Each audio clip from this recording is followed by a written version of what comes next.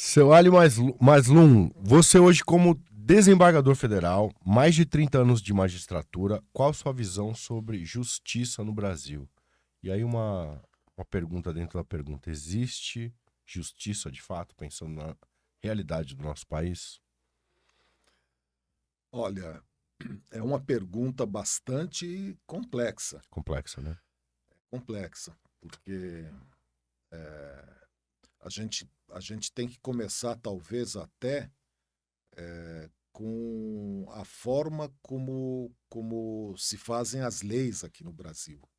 Porque o juiz ele tem que executar a lei vamos dizer, que o Congresso fez. Então nós temos leis injustas, leis erradas, às vezes já nascem com algum viés assim, vamos dizer, ideológico. Então aí naturalmente na aplicação dessa lei, às vezes a gente vê injustiças, né? Agora, isso é um panorama que eu dou. Então, o que é justiça? Então a gente vê aqui no Brasil, por exemplo, uma distribuição de renda péssima, né? Uma pobreza imensa. Isso é injustiça também. Sim. Agora, no âmbito nosso mesmo do judiciário, existem erros judiciários.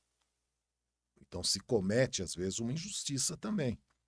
Mas, de um modo geral, a gente olhando assim no todo, eu diria que existe sim justiça.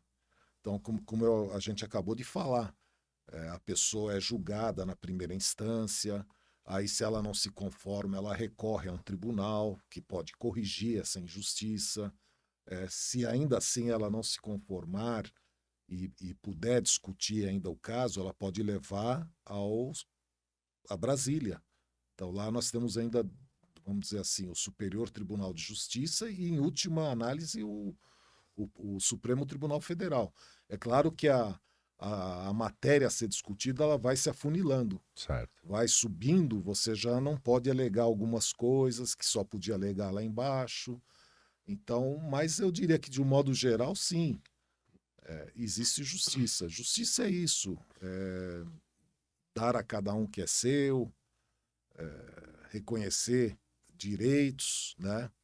É algo que esteja em conformidade com o direito. Então, assim, de um modo geral, eu diria que sim. Eu não posso dizer que não há justiça no Pensando no Brasil, sistema no judiciário, sistema mas judiciário. quando o senhor fala desse espectro mais amplo de justiça social, por exemplo, Aí não tem dúvida.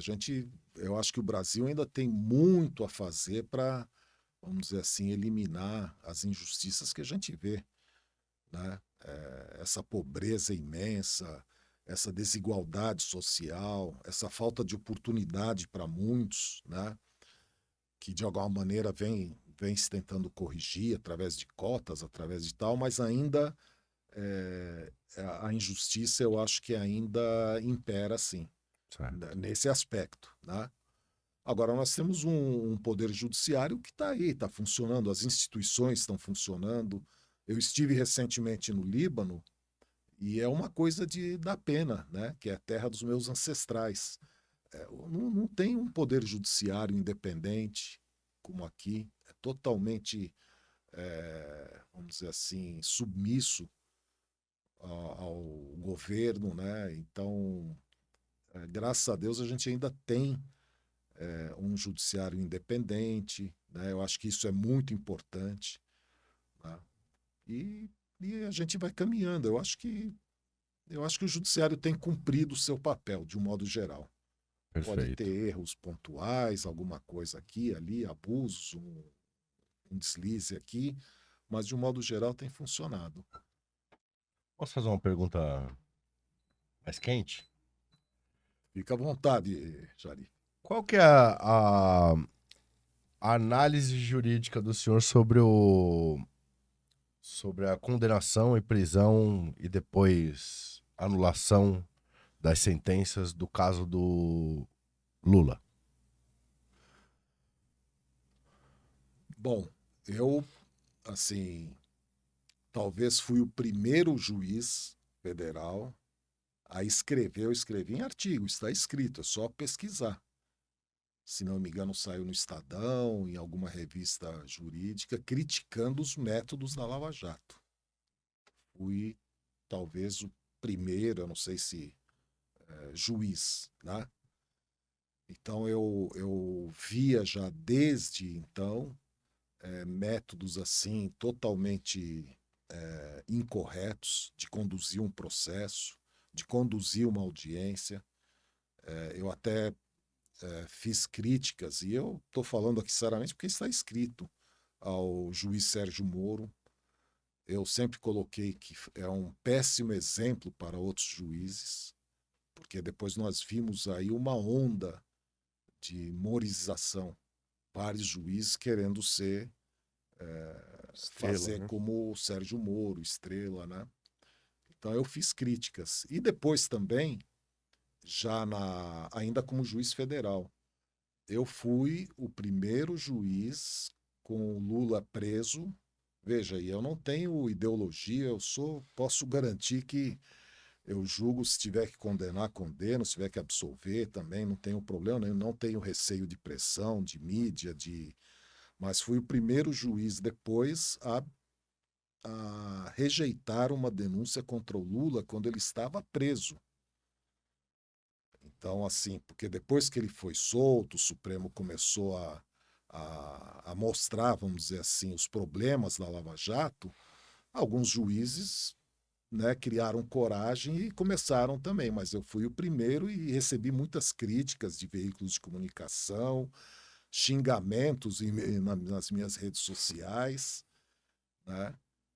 Mas fui o primeiro juiz a rejeitar uma denúncia contra o Lula quando ele estava preso e nem se imaginava que ele poderia vir a ser presidente. Quais seriam as principais falhas jurídicas do caso dele? Aonde mora a injustiça no caso dele? Não, no caso dele eram as delações, as famosas delações, a forma como eram obtidas e a forma como eram redigidas. Porque no papel se colocava uma coisa, quando você ouvia, às vezes, o colaborador, o delator, ele, não, mas eu não falei isso. Então, assim, muitas falhas. E a outra, você via, assim, vamos dizer assim, para usar um termo chulo, uma forçação de barra.